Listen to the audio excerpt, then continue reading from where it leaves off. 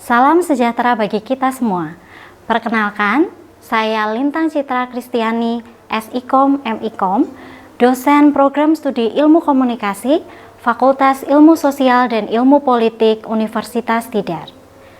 Bidang keilmuan yang saya tekuni ialah studi media, khususnya bidang media dan kajian budaya. Oleh karena itu, pada kesempatan ini saya akan menyampaikan PDD UKT-PT bidang pengajaran pada mata kuliah komunikasi budaya. Dalam video ini akan dibahas mulai dari capaian pembelajaran, kajian dalam setiap pertemuan perkuliahan, metode pembelajaran, interaksi di kelas, hingga bentuk penilaian dan asesmen. Mata kuliah komunikasi budaya ialah mata kuliah berbobot 3 SKS yang wajib diambil oleh mahasiswa program studi Ilmu Komunikasi semester 4.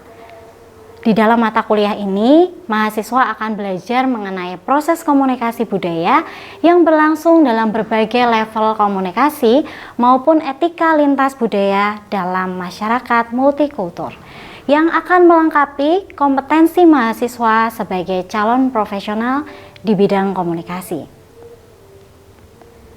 Setelah selesai mengikuti pembelajaran di mata kuliah ini, mahasiswa diharapkan mampu memahami berbagai macam budaya dan perbedaan budaya dalam komunikasi, serta memahami konsep dan teori komunikasi antar budaya. Kemudian, mahasiswa juga diharapkan mampu menerapkan konsep dan teori komunikasi antar budaya tersebut yang kemudian tampak dalam kemampuan analisis terkait fenomena komunikasi budaya serta mampu memberikan alternatif solusi atas permasalahan-permasalahan komunikasi antar budaya tersebut. Kemudian mahasiswa juga diharapkan memiliki kesadaran keberagaman budaya dalam masyarakat multikultur, menerapkan empati dan toleransi dalam komunikasi antar budaya untuk mencapai komunikasi yang efektif.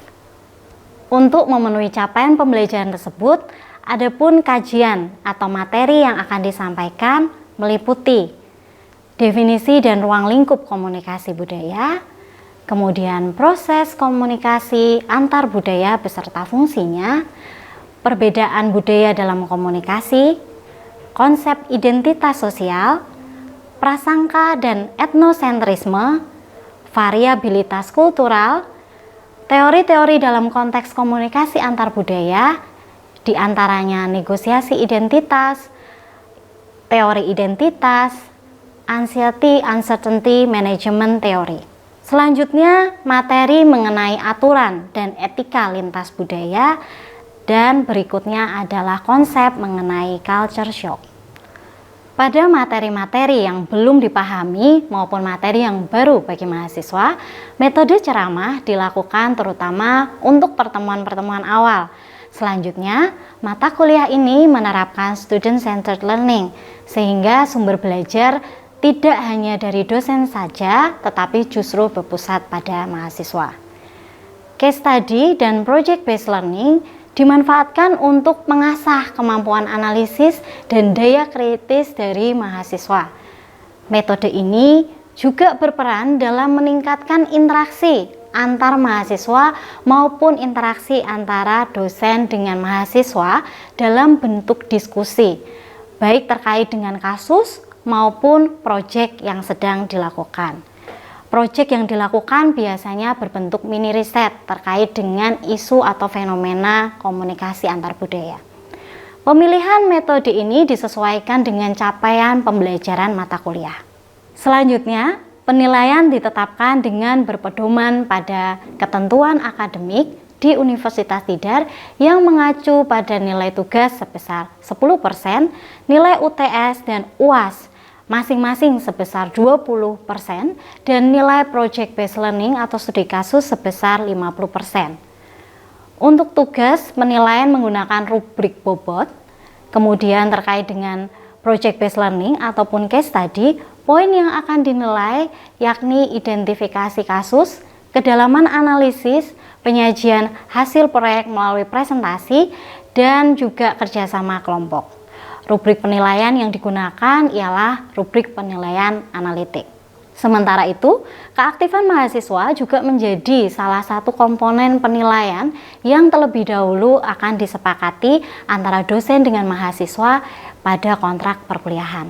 Capaian pembelajaran, materi, juga metode pembelajaran hingga rubrik-rubrik penilaian semua akan tercantum dalam rencana pembelajaran semester dan disampaikan pada pertemuan perkuliahan di awal, sehingga mahasiswa akan mendapatkan gambaran mengenai pembelajaran mata kuliah komunikasi budaya selama 1 semester. Berikut saya akan menampilkan video pembelajaran mata kuliah komunikasi budaya pada pertemuan kelima. Selamat siang rekan-rekan mahasiswa semua.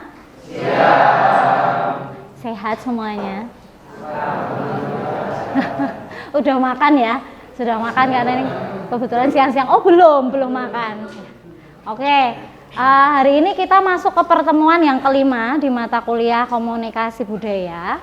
Dan hari ini kita akan membahas lanjutan dari materi pada pertemuan sebelumnya, yaitu mengenai identitas budaya. Dan saat ini masih dalam konteks identitas budaya, hanya kita kaitkan dengan stereotip, prasangka, dan juga etnosentrisme.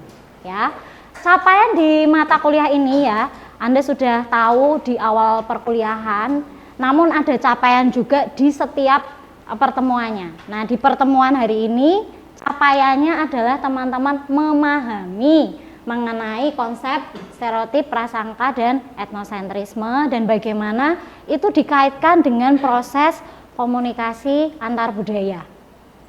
Dan kemudian teman-teman mampu untuk menganalisis, mampu untuk menerapkan konsep ini dengan melihat fenomena yang terjadi di dalam kehidupan bermasyarakat. Oke, kita mulai ya. Teman-teman pernah nggak mendengar istilah stereotip, prasangka? Pernah? Menurut teman-teman, apa sih stereotip itu? Ini pendapat aja. Stereotip itu apa menurut teman-teman? Yang teman-teman tahu, bisa kita tuliskan di sini ya. Yang teman-teman tahu, stereotip itu apa? Oke, silakan sudah.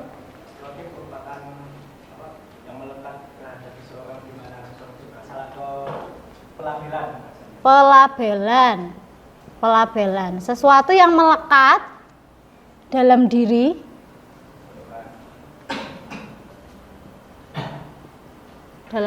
Oke. Kalau boleh disebutkan apa contohnya? Apa? Ada yang mau menjawab? Contohnya gimana? Stereotip itu gimana contohnya? Kalau misal dari etnis Cina itu suka berdagang, punya toko dan terkenal pelit. Oke. Ya, wah ini menerapkan stereotip gitu ya. Cina itu apa? Berdagang. Oh punya toko, oke. Punya toko, berdagang. Terus pelit. Oke. Ada lagi yang mau mencontohkan menurut teman-teman yang dialami sehari-hari yang namanya stereotip itu kayak apa? Contohnya apa? Mungkin dari yang sisi sebelah sini. Ada yang mau menyampaikan pendapat? Tadi sudah ditunjukkan contohnya. Boleh, Sabilal. Silakan. Papua. Keras, kasar, seram.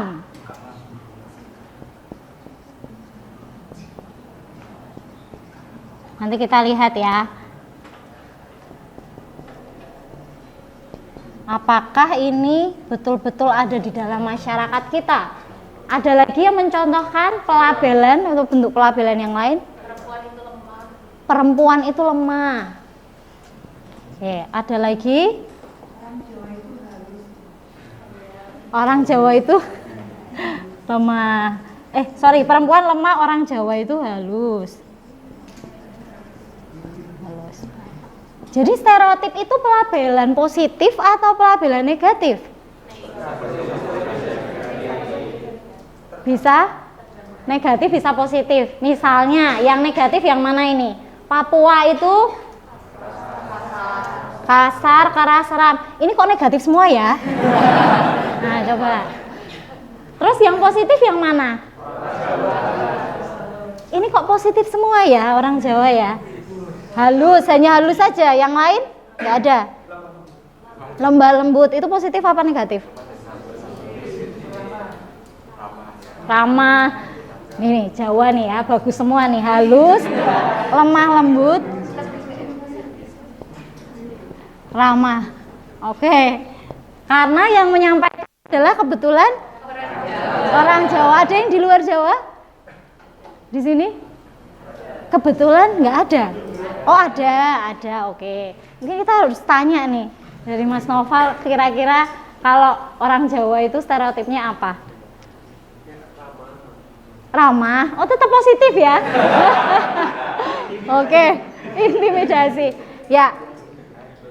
Kita akan melihat nih stereotip yang teman-teman tadi sampaikan, pendapatnya, lalu contohnya, bener nggak kayak gitu yang ada dalam masyarakat, dan bagaimana itu kemudian menentukan proses komunikasi ya. Saya akan ajak kita semua untuk menonton sebuah video ya.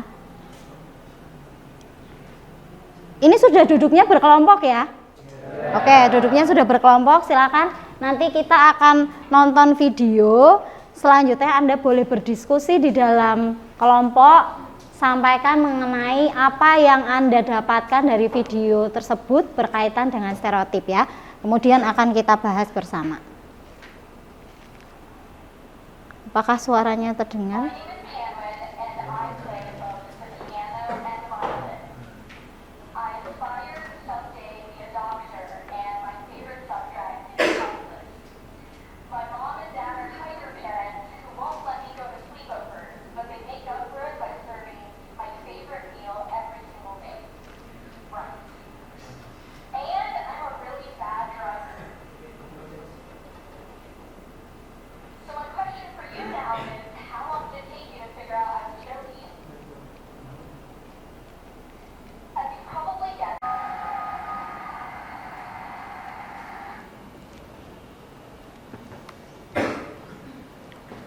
Oke, setelah nonton video ini silakan untuk berdiskusi di dalam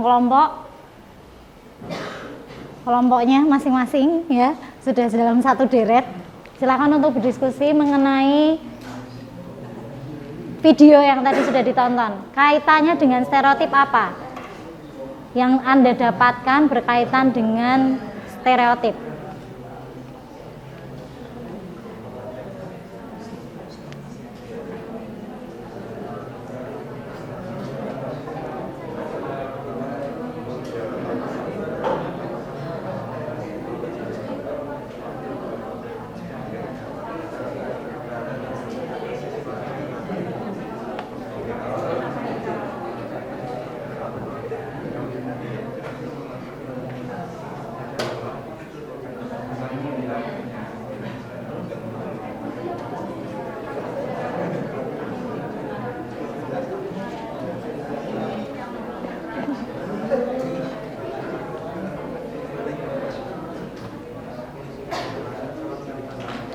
Sudah diskusinya? Apakah sudah mendapat jawaban? Boleh menyampaikan hasilnya? Dari kelompok berapa dulu yang mau menyampaikan hasilnya? Sebelah sini dulu ya. Dari kelompok mana yang mau menyampaikan hasilnya? Silakan. Tentang stereotip. Ya.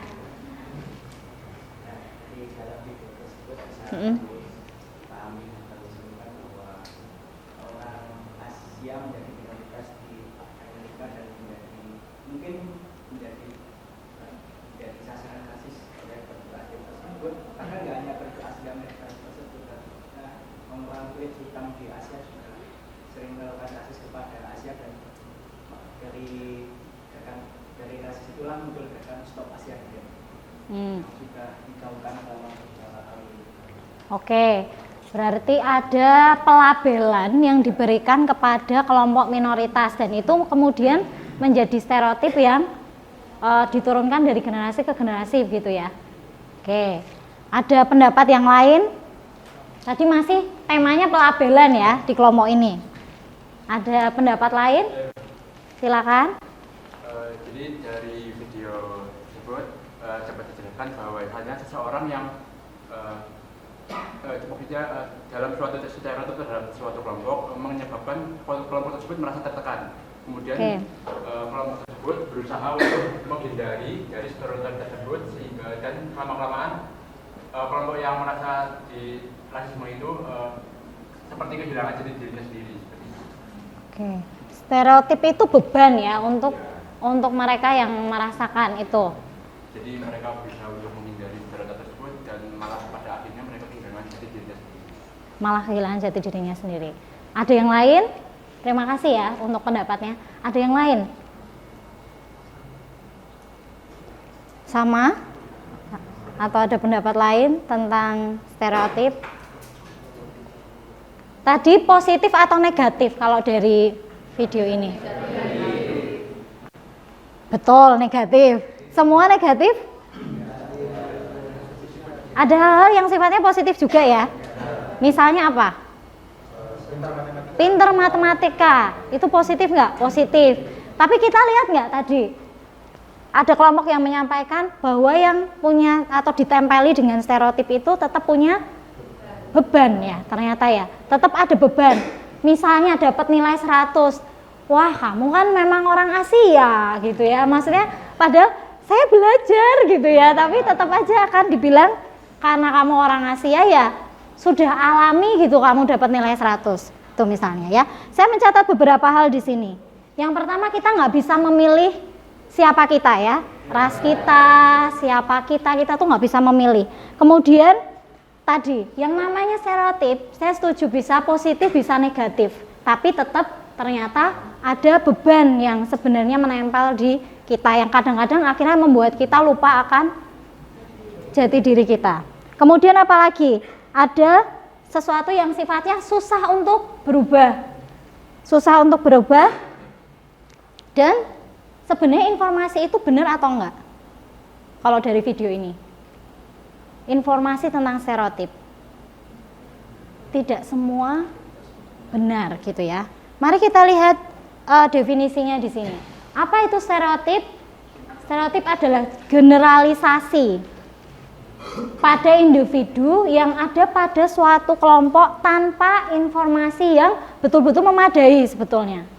Ya, tadi kan informasinya sebenarnya nggak memadai ya. Ternyata dia tidak pintar matematika misalnya, tidak pintar musik atau seni misalnya. Nah itu contoh di mana sebenarnya stereotip itu informasi yang tidak memadai dengan mengabaikan ciri-ciri individunya. Sebenarnya individu kan masing-masing unik, tapi dengan adanya stereotip seakan-akan sama gitu, digeneralisasi. Nah ini yang tadi teman-teman sudah sebutkan. Dari gambaran ini sebetulnya sudah jelas ya, bahwa ada stereotip itu, paham kan ya teman-teman ya. Papua tadi keras, kasar gitu. Enggak semua ternyata Papua itu keras dan kasar. Tapi mari kita lihat kalau stereotip ini terus berkembang. Ini akan menghambat proses komunikasi antar budaya gitu. Nih, membuat sesuatu yang benar itu akhirnya tidak punya kesempatan untuk terlihat. Dan juga bisa meningkatkan kecemasan dan ketidakpastian dalam proses komunikasi. Karena kita tahu bahwa yang namanya kita ketemu dengan orang berbeda budaya, itu kita pasti akan mengalami kecemasan dan ketidakpastian. Kita nggak bisa memprediksi karena kita nggak tahu budaya mereka itu seperti apa. Dengan adanya stereotip, kita memotong itu. Akhirnya kita akan memandang seseorang itu berdasarkan stereotip yang udah mengangkat dalam kelompoknya. Nah itu yang berbahaya ya, sehingga akan memunculkan kecemasan dan ketidakpastian dalam proses komunikasi. Kalau ini terus berkembang, maka komunikasi antar budaya kemudian menjadi tidak efektif dan menyebabkan komunikasi menjadi tidak etis juga. Tidak etisnya ke sini nih, kalau itu terus berkembang. Tadi stereotip itu ngomongin soal level kognitif ya. Kita masih berada di level kognitif nih untuk memandang orang lain atau memberikan pelabelan yang sebenarnya tadi informasinya tidak memadai gitu. Mari kita lihat satu level lagi di atas stereotip. Kalau kita terus mengembangkan stereotip itu, maka akan ada prasangka. Prasangka itu levelnya di mana? Levelnya di sikap. Sikap negatif terhadap golongan dan individu tertentu, gitu. Ini memunculkan kesimpulan tentang sesuatu pengalaman, perasaan yang sebenarnya dangkal. Jadi dari stereotip tadi yang sifatnya kognitif, kalau dikembangkan dia akan masuk ke level sikap gitu. Dan masuk ke prasangka sosial. Bagaimana stereotip dan prasangka itu bisa terbentuk? Diawali dari kecenderungan individu membuat kategori sosial. Ya, kita membuat kategori sosial misalnya ini kelompok apa, kelompok suku apa, kemudian rasnya, kemudian kita membuat kategori usia, kelas sosial, itu kategori semua.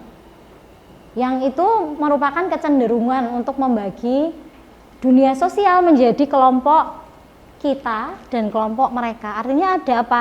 In group, out group. Kita dan mereka, kita punya cara kita melihat sendiri gitu. Mereka adalah orang asing atau stranger. Kalau kita bilang mereka, maka itu adalah sudah merupakan orang asing. Yang tentunya akan memunculkan pelabelan tadi, gitu. Dari kategori sosial menuju in group dan out group. In group dan out group kalau dikembangkan menjadi apa? Tadi yang teman-teman sampaikan, kalau orang Jawa itu apa? Halus, lemah lembut, ya. Nah ini mengarah kemana? Lebih superior kita gitu. Tapi kalau tadi orang Papua, Anda sebutkan apa? Keras, kasar. Karena itu mereka ya di luar kita. Yang bagi kita adalah yang baik-baik gitu ya. Kecenderungan mengevaluasi kepercayaan nilai perilaku dalam kultur sendiri lebih baik, lebih logis, lebih wajar daripada kultur lain. Jadi memunculkan atau membagikan sikap kami dan mereka. Nah ini memperkuat itu. Efeknya kemana kalau dalam proses komunikasi? Kita jadi menggeneralisasi dalam proses komunikasi antar budaya. Kalau misalnya ada satu orang Papua yang kebetulan melakukan kejahatan gitu ya. Kemudian akhirnya kita mencap, oh kalau orang Papua itu kriminal misalnya. Itu kan berefek deh dalam proses komunikasi ya. Kita sudah punya cara pandang mengenai seseorang karena ciri-ciri kelompoknya. Lalu ada kompetisi sosial. Ada penilaian ekstrim terhadap kelompok lain juga tadi, penilaian ekstrim. Ini juga disebarkan oleh media massa ya teman-teman ya. Kalau kita lihat ya, misalnya apa? Oh Papua kok digambarkan di dalam film misalnya dia seperti bodoh, terbelakang. Ini salah satu nih peran media juga menyebarkan itu ya. Kebetulan kok disebarkan juga oleh media. Lalu ada frustasi yang dilimpahkan kelompok lain. Misalnya kalau ada sesuatu Anda tidak berhasil, lah itu karena kelompok Papua itu memang keras orangnya, jadi kita kalah nih gitu. Kita mulai mencari-cari alasan ya dalam proses komunikasi. Yang disalahkan adalah kelompok lain. Lalu yang paling parah terjadi agresi antar kelompok. Ini yang mungkin penting yang teman-teman perlu lihat ya. Ada level dalam prasangka dan stereotip masuk kemana? Di level yang pertama ini, antilocution, kemudian level selanjutnya tadi prasangka di level 2 betul. Level 2 udah naik ke level sikap. Lalu diskriminasi ada level selanjutnya yaitu level perilaku. Udah sampai melakukan diskriminasi, ketidakadilan, melakukan sesuatu yang disebut sebagai ketidakadilan. Misalnya tadi Papua, kemudian dianggap bodoh, tidak perlu atau tidak bisa masuk ke dalam pendidikan. Itu misalnya diskriminasi. nggak mau kalau apa misalnya, atau nggak boleh kalau misalnya mau kos, karena pernah ya terjadi ya di Jogja ya gitu, nggak boleh kos hanya karena dia Papua misalnya. Lalu selanjutnya level 4 itu physical attack, dan level yang kelima kita semua bisa melihat ke genosida ya, dan ini pernah terjadi. Jadi jangan sepelekan tentang stereotip, masih di sini kok Mbak, tapi nanti ketika itu berkembang ya, jadi semua itu nggak tiba-tiba ya, nggak tiba-tiba genocide, tapi dari awal yang kita kembangkan seperti itu. Oke, ini terakhir, apa yang bisa kita lakukan? Apa yang bisa Anda lakukan untuk mengurangi prasangka dan etnosentrisme? Bergaul, betul. Yang pertama, interaksi ya. Kita perlu melakukan interaksi dengan orang lain. Kalau motivasi kita untuk melakukan interaksi sudah tidak ada, kita perlu perbaiki tuh. Kemungkinan karena udah ada stereotip di sini sehingga motivasi kita untuk melakukan komunikasi antar budaya dengan orang lain terbatas. Interaksi yang pertama. Pendidikan seperti ini, literasi itu juga bisa mengurangi ya. Apalagi ada pendapat? Oke, ini akan jadi tugasnya teman-teman ya, untuk mencari inovasi apa yang bisa Anda lakukan untuk mengurangi stereotip, mengurangi prasangka, karena stereotip ternyata kan sulit berubah. Apa yang kita harus lakukan untuk menanggapi ini semua? Seperti itu ya teman-teman, nanti Anda bisa memberikan respon melalui Elita ya. Baik, ada tanggapan? Cukup? Oke, terima kasih teman-teman untuk semangatnya hari ini, semangat belajarnya hari ini. Kita ketemu lagi minggu depan. Ya, selamat siang.